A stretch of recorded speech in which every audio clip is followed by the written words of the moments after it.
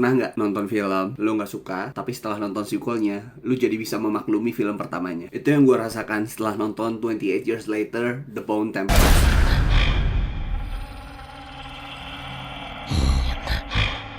Gue kurang menikmati film pendahulunya 28 Years Later tahun lalu. Tapi gue akui, secara teknis 28 Years Later itu memang dewa banget. Gue juga gak mempermasalahkan ending yang absurd, yang seharusnya itu jadi post credit scene, yang muncul karakter komplotan Jimmy's kayak Power Rangers atau kayak Teletubbies warna-warni. Itu gue gak masalah. Tapi yang gue permasalahkan adalah bagaimana plotnya itu mengarah ke depan dengan cara membodohkan karakternya dan juga membodohkan peristiwa-peristiwa di dalam filmnya. Iya gue tahu ini cuma film, kadang memang kocak, kadang memang logiknya nggak konsisten. Tapi mungkin juga gue salah menaruh ekspektasi terlalu banyak untuk plotnya, tidak di segi teknis. Ya sehingga pengalaman gue kurang enjoy saat itu. Sampai akhirnya gue menonton sequelnya 28 Years Later, The Bone Temple. Dan akhirnya gue bisa memaklumi film pertamanya yang cukup fuck logic itu. Buat kalian yang gak suka 28 Years Later karena teknis atau karena kameranya burik, karena memang di shoot pakai iPhone saat itu, atau endingnya yang kelewat absurd yang tiba-tiba tone-nya berubah, mungkin kalian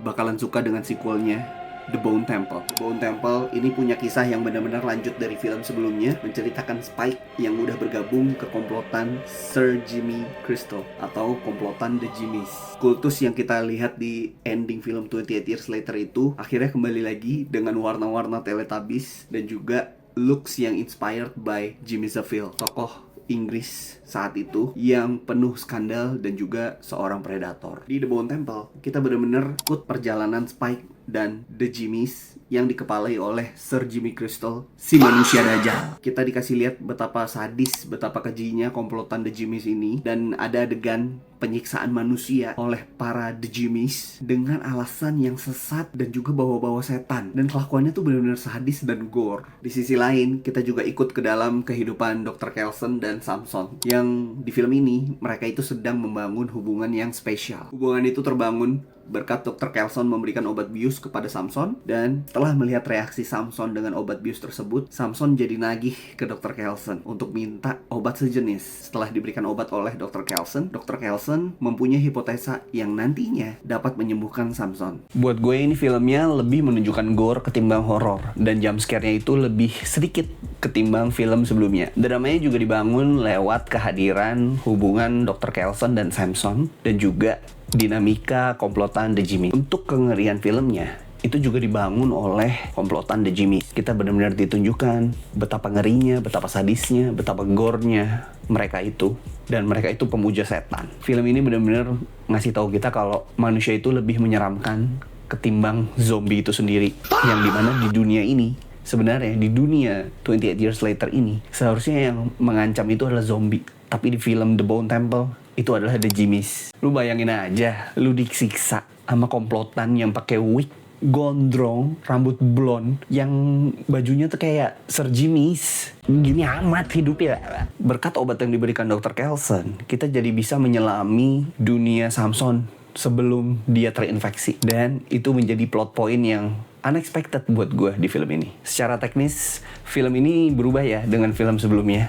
Kalau film sebelumnya menggunakan iPhone, saat ini filmnya udah kembali menggunakan digital kamera merek Arri yang memang looksnya jadi seperti film blockbuster. Buat para pembenci film burik gitu ya, padahal itu adalah estetikanya, ya mungkin kalian bakalan suka nonton film ini karena udah kinclong. Kenapa berubah? Ya sesimpel karena sutradaranya berubah. Saat ini The Bone Temple itu disutradari oleh Nia Da Costa. Film 28 Years Later mungkin ingin menghadirkan kembali spirit film 28 Days Later, yaitu adalah film pertama dari franchise zombie ini yang ingin menghadirkan kesan yang gritty, kesan yang mencekam, dan kesan survivalnya itu dapat lewat raw footage. Film 28 Days Later juga di shootnya pakai digital camera, sehingga kesan survivalnya itu dapat banget dan kita kayak nonton raw footage.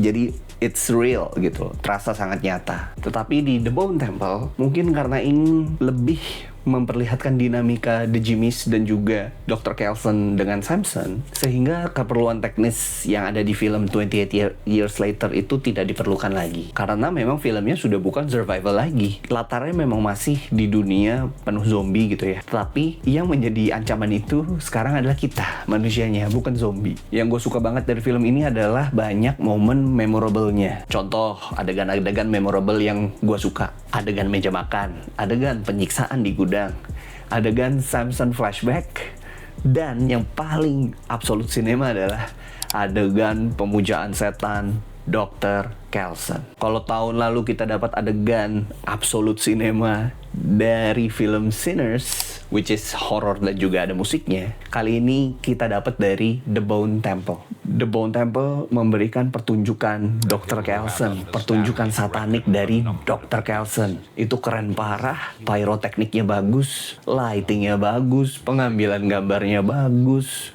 musiknya keren, ruffiansnya keren, absolut cinema.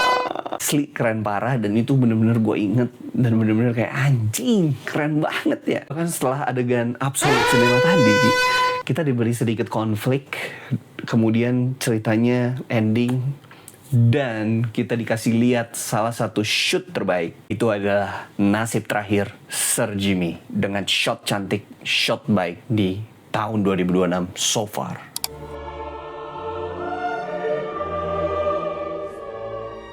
Dan boom, filmnya selesai. Seperti biasa, seperti film sebelumnya, endingnya ini memberikan hint untuk kelanjutan dari film 28 Years Later yang ketiga, which is penutup dari franchise ini juga. Endingnya apa? Nonton aja sendiri. Kalian yang ngikutin franchise ini pasti seneng. Buat gue, The Bone Temple gue beri nilai 4 dari 5. Ini salah satu sequel yang menarik, salah satu sequel yang memberikan spectacles kepada penontonnya. Gak cuma melanjutkan kisah 28 Years Later, tapi juga ngasih kita pertunjukan yang bisa diterima oleh seluruh orang gitu ya. Lebih mudah diterima lah film ini, lebih mudah dicerna ketimbang 28 Years Later yang pertama. Kalau kalian gak suka 28 Years Later yang pertama, please tetap nonton The Bone Temple. Mungkin kalian jadinya suka sama film yang pertama dan jadi pengen nonton ulang 28 Years Later-nya. Oke, segitu dulu dari gue. Sampai jumpa di review Cinema Chot selanjutnya.